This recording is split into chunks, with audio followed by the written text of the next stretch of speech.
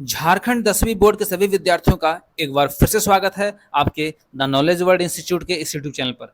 दोस्तों, आप लोगों को मैं बता देना चाहूँगा कि एग्ज़ाम जो आप कह सकते हैं हाफ ईयरली या फिर अर्धवार्षिक परीक्षा इसी मंथ में होने वाला है।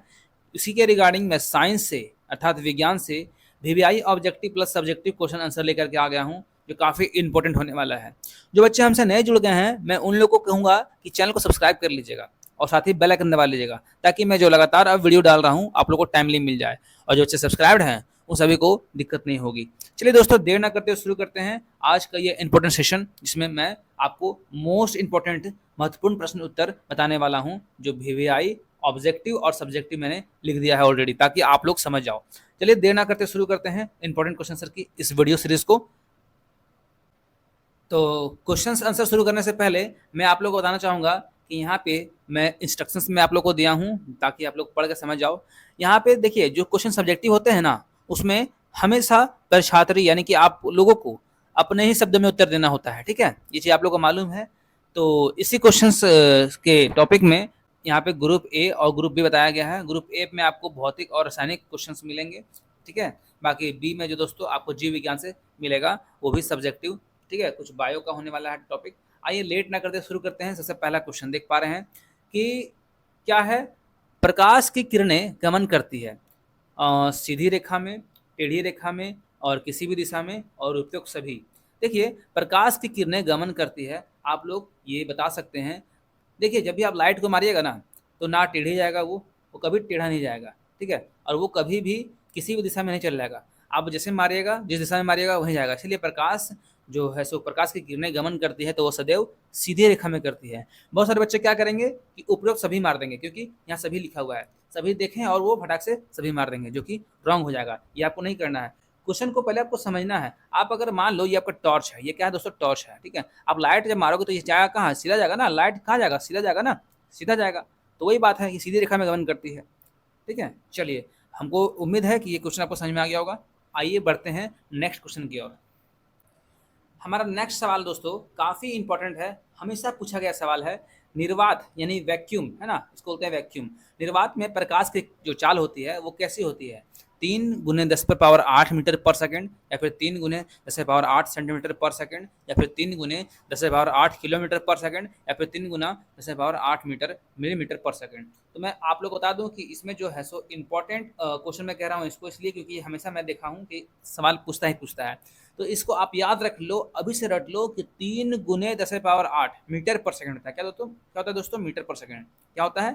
मीटर पर सेकंड। सेंटीमीटर नहीं कीजिएगा, मिलीमीटर नहीं कीजिएगा और किलोमीटर नहीं कीजिएगा। ठीक है, मीटर पर सेकंड आपको याद रखना है।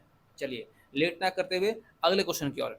देखिए, सवाल हमारा जो है तीसरा क्या हुआ है, लिखा हुआ है कि स्पष्ट देखने की जो न्यूनतम दूरी होती है वो कितनी होती है? तो दोस्तों ऑप्शन आपके पास है 25 मीटर, 25 सेंटीमीटर, 25 इंच और 100 सेंटीमीटर।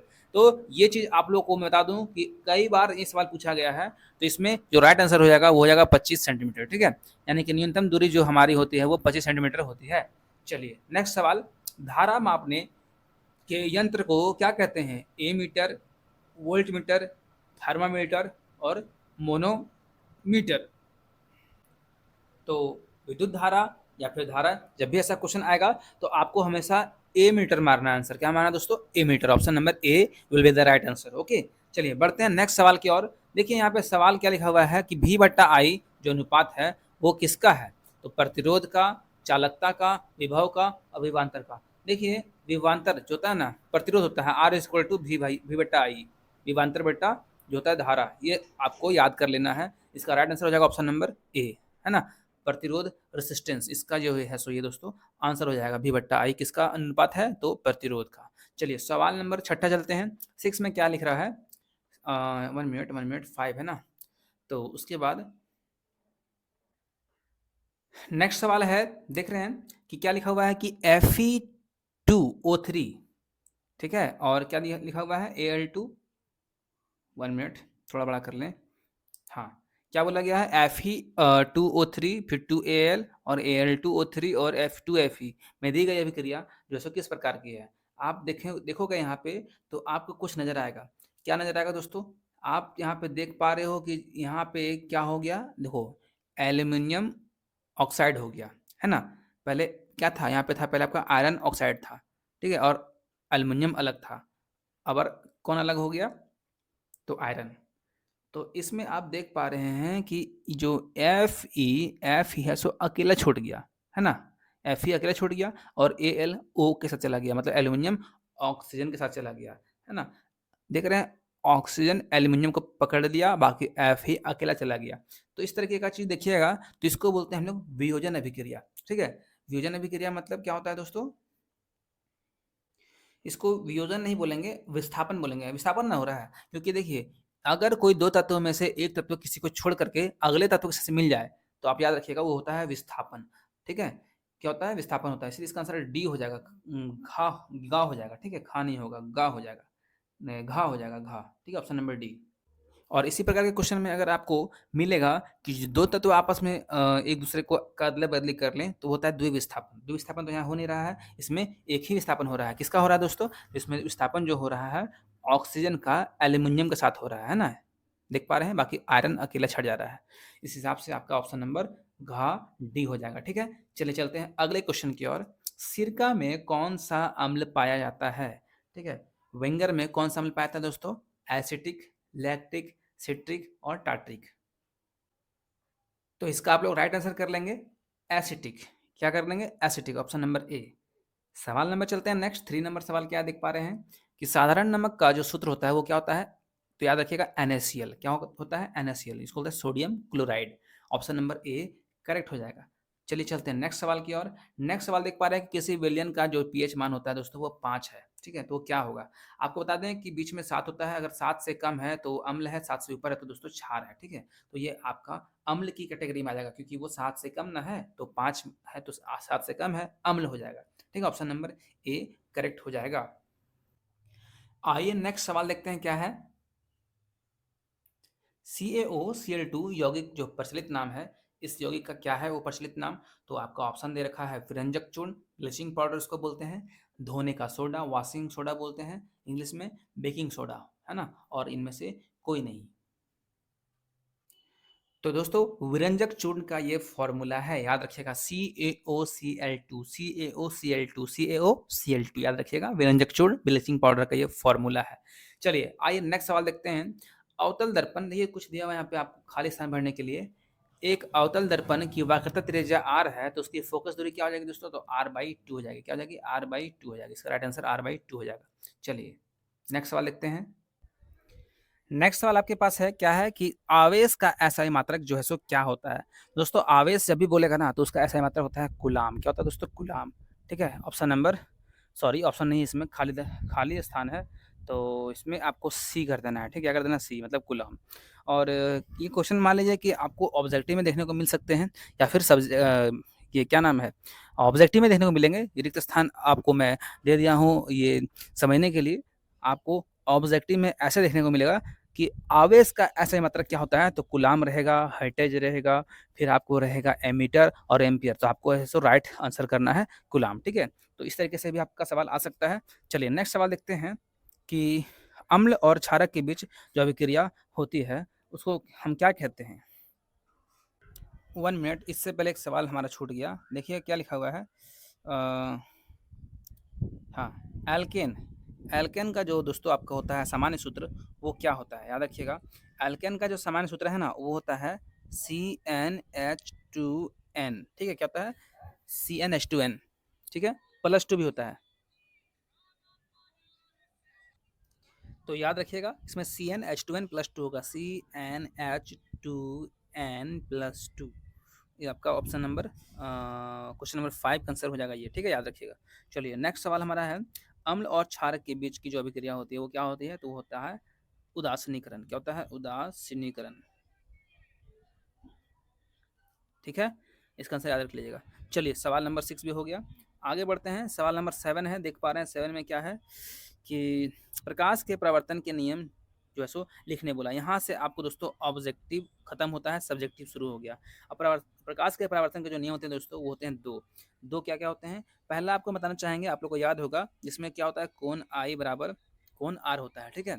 और जिसमें आप बोल सकते हैं कि आपतित किरण जो होती है ना, आपतित किरण जो होती है क्या होती है, परावर्तित किरण के बराबर होती है। ये आपका पहला नियम है।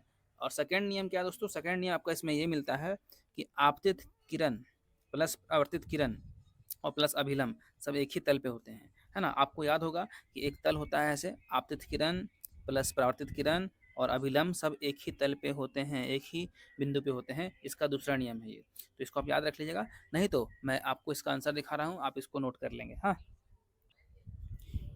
आप लोग नोट कर सकते हैं, जैसे मैंने यहाँ पे लिख दिया है प्रथम नियम, फर्स्ट लॉ, आपतित किरण, परावर्तित किरण और दर्पण पर खींची गई लंब, ये तीनों एक ही समतल, एक ही तल पे होते हैं, जो मैंने अभी बताया था। ये पहला नियम, ठीक है। अब इसको दूसरा नियम में भी लिख सकते हैं, कोई दिक्कत नहीं है, आगे पीछे चलता है, नो प्रॉब्लम। सेकेंड नियम क्या है दोस्तों कि आपतन कोण जो होता है, कोण आई जिसको बोलते हैं इंसिडेंट रे, और परावर्तन कोण जिसको बोलते हैं कोण आर, रिफ्लेक्शन, है ना, रे ऑफ रिफ्लेक्शन, चाहे बोल सकते हैं angle of reflection, reflected ray उसको बोल सकते हैं। दोनों क्या होता है आपस में बराबर, मतलब आपतित किरण परावर्तित किरण आपस में क्या होते हैं, बराबर होते हैं। आपतित कोण और परावर्तित कोण ना, तो एंगल ऑफ इंसिडेंस और एंगल ऑफ रिफ्लेक्शन उसको बोल सकते हैं। इसीलिए कोण आई और कोण आर बराबर दिखाया जाता है। कोण है ये, ठीक है, कोण यानी आपतित किरण आपतित कोण बनाएगी और परावर्तित कोण किरण परावर्तित कोण बनाएगी। तो इसका आपका ये दो नियम है, इसको आप लोग नोट डाउन कर लें। वेरी वेरी इंपॉर्टेंट क्वेश्चन है ये दोस्तों। चलिए सवाल नेक्स्ट देखते हैं क्या है।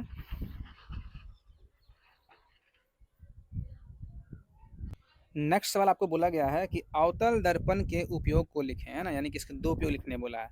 अवतल दर्पण के दो उपयोग लिखने बोला गया है।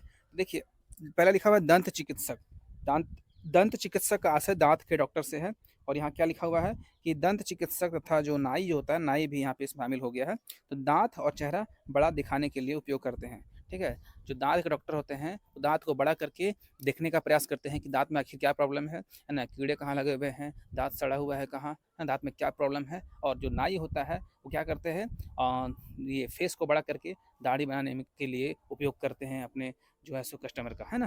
तो ये ऑप्शन इसका आंसर हो जाएगा पहला, अवतल दर्पण का पहला उपयोग। और दूसरा उपयोग देखिए क्या लिखा हुआ है कि वाहनों के हेडलाइट में प्रकाश की किरणों को समांतर करने के लिए जो है सो हेडलाइट्स में यूज किया जाता है आपका अपवर्तन, ये अवतल दर्पण, ठीक है। और यहाँ पे लिखा हुआ है अन्य जैसे सौर भट्ठी में परावर्तक दूरबीन के रूप में भी उपयोग इसका किया जाता है, टेलीस्कोप में भी इसका उपयोग किया जाता है। तो आप सिंपल याद रखना कि दांत के डॉक्टर और नाई उपयोग करते हैं इसका फेस और दांत को बड़ा दिखाने के लिए। और दूसरा क्या है, वाहन में हेडलाइट्स के थ्रू जो किरणें होती है उसको समांतर निकालने के लिए इसको उपयोग किया जाता है। चलिए नेक्स्ट बढ़ते हैं। नेक्स्ट सवाल क्या है, नेक्स्ट सवाल आपके पास है, देख पा रहे हैं क्या है कि तीन चालक जिनके प्रतिरोध 2 ओम 4 ओम 6 ओम है, तो उसको श्रेणी क्रम में जोड़ा गया है। तो इसका समतुल्य प्रतिरोध क्या होगा, इसका जो है सो दोस्तों कुल प्रतिरोध जो है सो क्या होगा वो निकालना है। तो इसका आंसर मैं आप लोग को सिंपल बताना चाहूँगा, जब भी ऐसा आपको श्रेणी क्रम में रहे कुछ नहीं कीजिए, 2 ओम ऐसे ये ओम है, ठीक है, प्लस 4 ओम प्लस 6 ओम सबको जोड़ दीजिए, तो 6 4 10 2 12, यानी कि इसका कुल आंसर जो हो जाएगा 12 ओम हो जाएगा। क्या हो जाएगा दोस्तों, 12 ओम हो जाएगा। चलिए नेक्स्ट सवाल चलते हैं। नेक्स्ट क्या है कि सोडियम को केरोसिन तेल में डुबा कर क्यों रखा जाता है। आइए इसका आंसर हम लोग देखते हैं। देख पा रहे हैं यहाँ पे क्या लिखा हुआ है कि 1 मिनट, हाँ, क्या लिखा हुआ है कि कारण ये यही है कि सोडियम बहुत क्रियाशील धातु होता है, ठीक है। अगर इसको हम लोग हवा और पानी के साथ इसको अगर रखें और सामने अगर इसके इन्वायरमेंट में हवा चाहे पानी मिल जाए तो उसमें तीव्र रूप से प्रतिक्रिया करता है ये, मतलब काफ़ी जल्दी रिएक्ट करता है। इसलिए केरोसिन एवं जंतु अनाज जिसको बोलते हैं इंटर्ट बोलते हैं, ठीक है, इनर्ट बोलते हैं, ये सब जल अवरोधी द्रव में ही रखा जाता है। जैसे सोडियम, सोडियम को हवा और नमी से बचाने के लिए, इसको है सो सुरक्षित करने के लिए केरोसिन तेल में डुबोकर रखा जाता है। केरोसिन तेल में ना हवा का उपस्थिति होता है ना ही और पानी का, जिसको ऑक्सीजन भी नहीं मिलता है पानी भी नहीं मिलता है, तो ये वहाँ सुरक्षित होता है। इसलिए सोडियम को जो है सो केरोसिन तेल में डुबोकर रखा जाता है, ठीक है। इसका साफ सुथरा आंसर यही हो जाएगा। चलिए नेक्स्ट सवाल देखते हैं।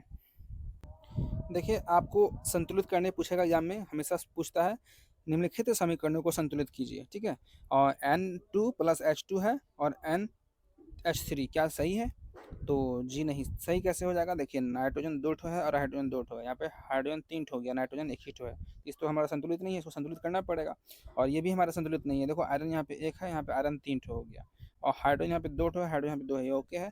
ऑक्सीजन यहाँ पे 4 है, यहाँ पे ऑक्सीजन 1 है। इस हिसाब से जो है सो हमारा ये संतुलित नहीं है, इसको हम लोग को संतुलित करना होगा। चलिए आइए देखते हैं इसका आंसर। इसको सॉल्व करने के लिए सबसे पहले ध्यान देना है आपको ये कि अगर हम इसको 3 कर दें, ठीक है, और यहाँ पे 3 लगा दें और यहाँ पे 3 लगा दें,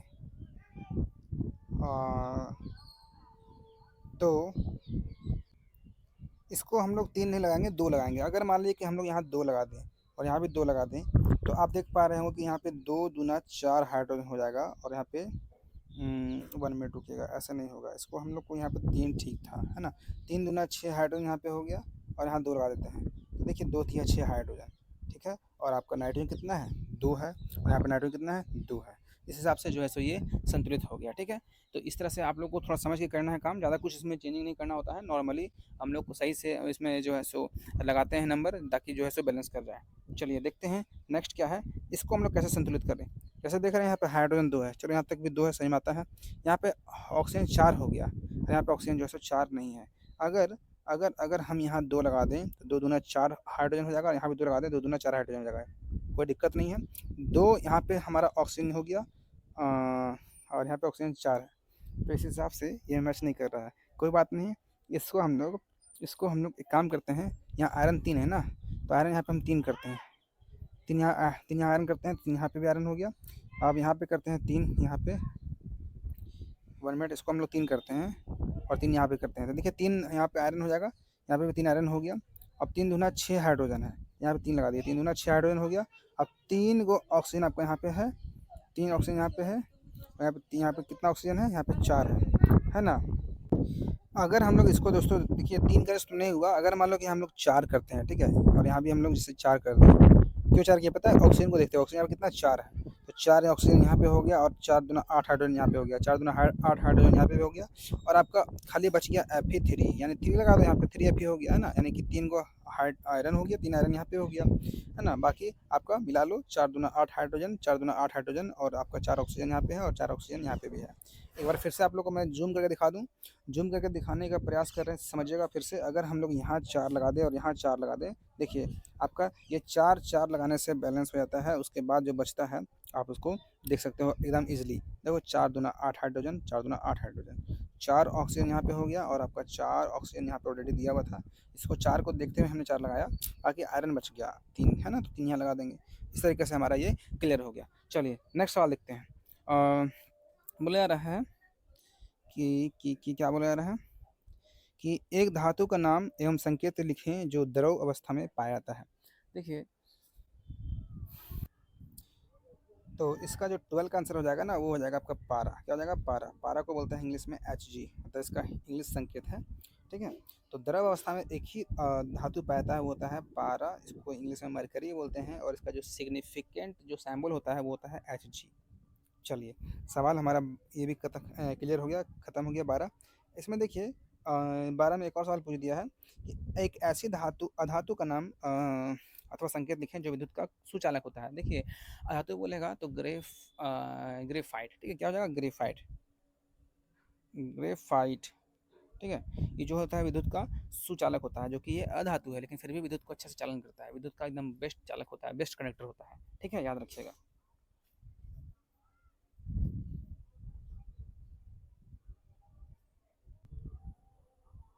और ग्रेफाइट का जो होता है संकेत वो सी हो जाएगा, क्योंकि कार्बनिक आइटम है ये, ठीक है। चलिए सवाल हमारा नेक्स्ट देखते हैं क्या है।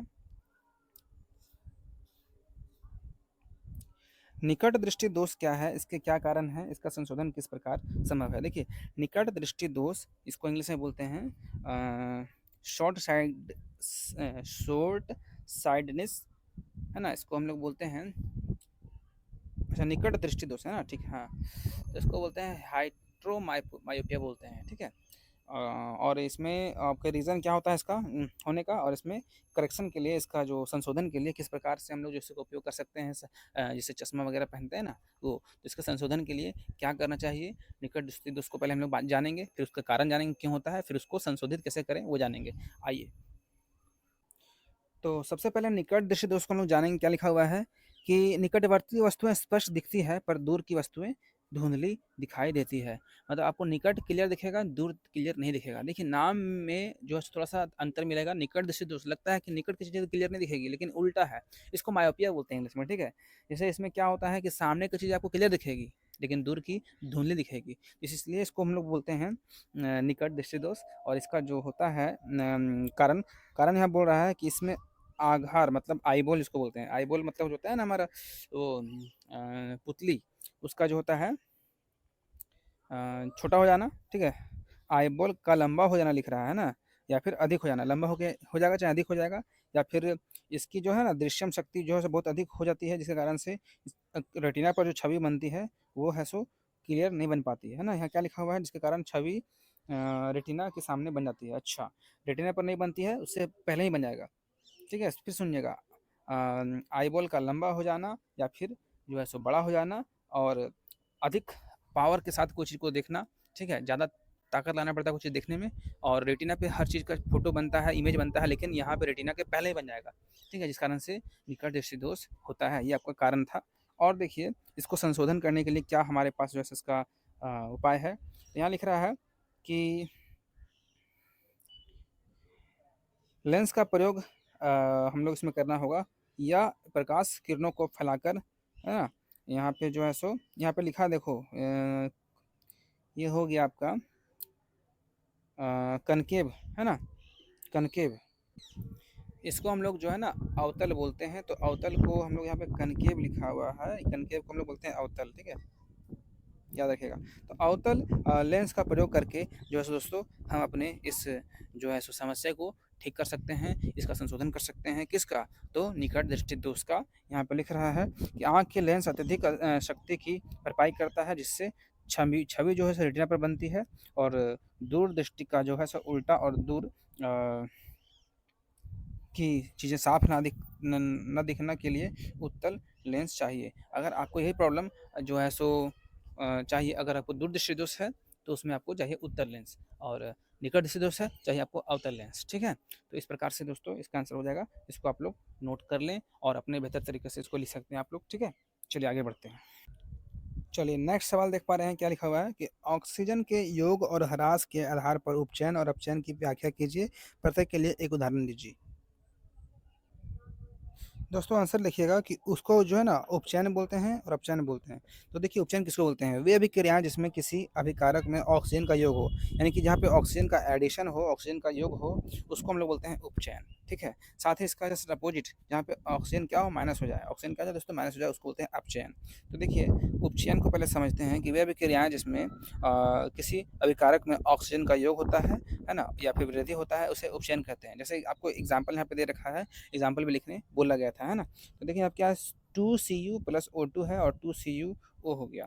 इसमें आप देख पा रहे हैं कि हुआ क्या, तो हाइड्रोजन, अच्छा एक यहाँ पे एग्जाम्पल हो गया, और दूसरा एग्जाम्पल यहाँ पे ये है। इससे देखिए क्या निकल के आया, पहले इसको फर्स्ट एग्जाम्पल समझते हैं। एग्जाम्पल देख रहे हैं कि कॉपर और ऑक्सीजन जुड़ गया तो CuO हो गया, है ना? वैसे ही हाइड्रोजन और ऑक्सीजन जुड़ गया तो H2O हो गया, है ना? 2H2O यानी बैलेंस करके लिख रहा है वो, उससे मतलब नहीं हमको।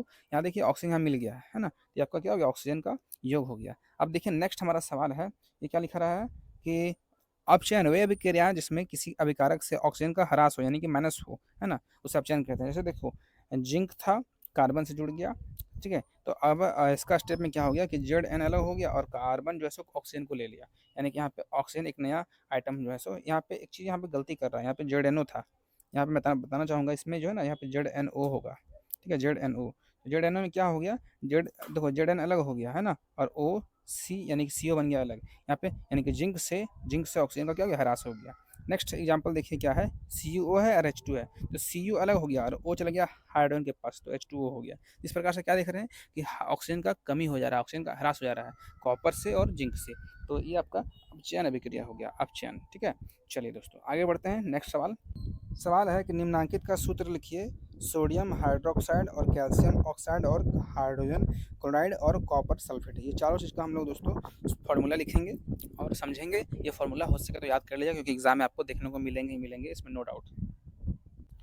तो सबसे पहला जो हमारा इसमें सवाल था वो था सोडियम ऑक्साइड, तो इसको हम लोग बोलते हैं सोडियम नहीं, कैल्शियम ऑक्साइड, अच्छा ऊपर, सॉरी हाँ, सोडियम ऑक्साइड, सोडियम ऑक्साइड नहीं है, हाइड्रोक्साइड है ना, तो हाइड्रोक्साइड को OH बोलते हैं, ठीक है, OH, और सोडियम को Na बोलते हैं, तो NaOH, ठीक है, NaOH हो गया सोडियम हाइड्रोक्साइड। वैसे ही हमारा कैल्शियम ऑक्साइड का है CaO, कैल्शियम को Ca बोलते हैं और ऑक्सीजन को O बोलते हैं, तो CaO मिल जाएगा तो सोडियम ऑक्साइड बन जाएगा।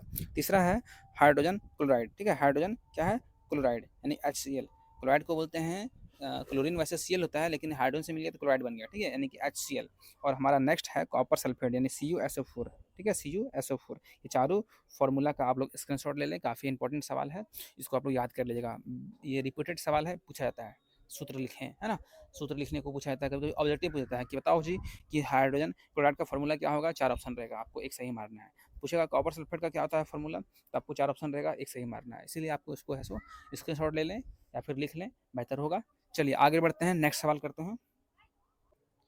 नेक्स्ट सवाल देख पा रहे हैं क्या लिखा हुआ है कि दर्पण सूत्र व आवर्धन का सूत्र लिखें और कोई जो है सो वस्तु है उसका जो है सो 4 सेंटीमीटर साइज है, ठीक है, वस्तु को बिंब बोलते हैं, और वो जो है सो किसी 15 सेंटीमीटर फोकस दूरी के अवतल दर्पण से 25 सेंटीमीटर दूरी पर रखा गया है, तो प्रतिबिंब की स्थिति, प्रकृति और साइज ज्ञात कीजिए। चलिए इसका आंसर हम लोग करते हैं। तो दोस्तों सवाल में जो कुछ भी है उसको हम लोग पहले लिख लेंगे एकदम सेपरेटली। देखो लिखा हुआ है यहाँ पे बीम का जो साइज दिया हुआ है वो H दिया हुआ है, वो कितना दिया है, 4 सेंटीमीटर, प्लस में लिखना है, ठीक है, जो साइज दिया रहेगा प्लस में लिखना है। और बिंब की जो दूरी है वो क्या है, उसको U बोलते हैं, बिंब की दूरी जो रहेगा वो U रहेगा और प्रतिबिंब की दूरी वो भी रहेगा, ठीक है। तो U दिया हुआ है -25 सेंटीमीटर और फोकस दूरी दिया हुआ है -15 सेंटीमीटर। सब सारे जो है सो दोस्तों दर्पण के अंदर की चीज़ें हैं, इसलिए इसको माइनस में लिख रहा है, ठीक है। बाकी प्रतिबिंब की जो है सो दूरी है सो पता नहीं है हमें, बोले थे ना भी रहेगा, भी है। और बिंब की साइज यानी कि प्रतिबिंब की साइज जो होगी वो भी हमारा नहीं पता है, वो उसको एच डैश लिखते हैं यानी कि माइनस में, है ना। चलिए अब देखते हैं, दर्पण सूत्र लिखने बोला था, याद रख लें, इंपॉर्टेंट सवाल है, 1/v + 1/u = 1/f होता है दर्पण सूत्र। उसके बाद हम लोग को इसी में सेट करना है सारी चीज़ को, जो कुछ भी हमारे पास ऊपर दे रखा था हमने लिख दिया, 1/v पता नहीं है, 1/f और 1/u पता है। देखो 1/v जो है सो हम लोग को यहाँ पे छोड़ देंगे ऐसे ही, 1/u और 1/f और 1/u पता है, सभी को सॉल्व कीजिएगा तो 1/v का जो आंसर आएगा दोस्तों वो आएगा -2/75, ठीक है। और इसको आप जो है सो फिर 1/v को भी निकालेंगे, सो 1/v है ना, इसको हम ये कर देंगे, रेसिप्रोकल कर देंगे, ठीक है, व्युत्क्रम कर देंगे, तो क्या होगा, ये वैल्यू पलट जाएगा और इस तरह से आ जाएगा, 75/2 काटिएगा तो आपका आ जाएगा 37.5 सेंटीमीटर। तो अब क्या निकलता है कंक्लूजन कि पर्दे को दर्पण से 37.5 मीटर सेंटीमीटर दूर रखने से वास्तविक प्रतिबिंब बनेगा, ठीक है। और दोस्तों इसकी जो आवर्धन होगी वो क्या होगी, पहले सूत्र समझिएगा, एम को बोलते हैं मैग्नीफिकेशन, आवर्धन M is equal to H dash by H is equal to -v/u, और उसके बाद इस पर सारा कुछ सेट कर देना, जो कुछ भी हमारे पास वैल्यू निकल करके आया, ठीक है। और इस तरह से हम लोगों ने यहाँ पे एच डस हमें मालूम नहीं था लेकिन एच मालूम था, इसीलिए हम लोगों ने यहाँ पे एच डस को निकाल दिया अलग। बाकी इसमें से हमारा जो है सो ये एच और एम मल्टीप्लाई हो गया, क्रॉस मल्टीप्लाई, तो एच यू हो गया, यू एच हो गया, बाई जो है सो ये एच भी हो गया। यहाँ पे फॉर्मूला देखिएगा, यहाँ पे क्या हो गया, क्रॉस मल्टीप्लाई, यानी कि ये इससे मल्टीप्लाई हो गया, ये इससे मल्टीप्लाई हो गया। बाकी लास्ट में जो इसको छाट देना है, इसे छाट करके हमारा ये कंक्लूजन निकल के आता है। इस पे हम लोग जो कुछ भी था पुट कर दीजिए, आपका आंसर आ जाएगा, प्रतिबिंब की ऊंचाई हो जाएगा -6 सेंटीमीटर, ठीक है। इस प्रकार से हमारा जो है सो प्रतिबिंब उल्टा बनेगा और आवर्धित बनेगा, ठीक है। इसको आप लोग जो है सो कॉपी में बेसिक तरीके से सॉल्व कीजिएगा, तब ज़्यादा समझ में आएगा, ठीक है। बाकी आंसर आप लोग लिख लीजिए और आप लोग आंसर निकाल के देखिएगा कॉपी में। तो चलिए आगे बढ़ते हैं। नेक्स्ट सवाल है कि ओम का जो नियम है उसे लिखिए और उसको है सो प्रायोगिक सत्यापन कीजिए, यानी ओम का नियम को दोस्तों आपको सत्यापित करना है। ये वेरी वेरी इंपॉर्टेंट सवाल है, हमेशा पूछा गया सवाल है और पूछेगा, इसलिए इसको जो है हम लोग पढ़ लें, याद कर लें। ओम का नियम आप लोग को मैं ले चलता हूँ, बाकी आप लोग उसको भी अपने से भी लिख सकते हैं, और नहीं हो तो मैं इसको जो है सो प्रॉपर सेकेंड इसके पार्ट 2 वीडियो में ला दूंगा, क्योंकि वीडियो काफ़ी लंबा हो चुका है, अप्रोक्स 30 मिनट का बन चुका है वीडियो, इसलिए मैं इसको जो है सो पार्ट 2 में ले चलूँगा, ठीक है। आपको मैं यहीं से इसको पार्ट 1 कंक्लूड कर देता हूँ, उसके बाद पार्ट 2 को कंक्लूड करूँगा अगले वीडियो में। पार्ट 1 आपका ये हो गया कंप्लीट, ठीक है, ये आपका रहा पार्ट 1, और अगले बार जो वीडियो आएगी वो पार्ट 2 आएगी, तो आप लोग उसको वेट करिएगा, तुरंत मैं डाल दूँगा इस वीडियो के कुछ घंटे बाद डाल दूँगा, क्योंकि उसको मुझे क्या करना होगा कि रिकॉर्ड भी करना होगा, एडिट भी करना होगा ना। उसके बाद देखिए थोड़ा-सा बायो का पार्ट बच गया है, बायो का पार्ट नीचे है, उसको मैं बताऊँगा उसी के वीडियो में, ठीक है, पार्ट 2 वाले वीडियो में। चलिए दोस्तों आज के इस वीडियो में इतना ही, पार्ट 2 का आप लोग वेट करेंगे। ज़्यादा सवाल नहीं है हमारे पास, आई थिंक जो है सो करीब 10 सवाल और होंगे, ठीक है। चलिए दोस्तों थैंक यू, फिर मुलाकात होगी आप लोगों से जल्दी ही।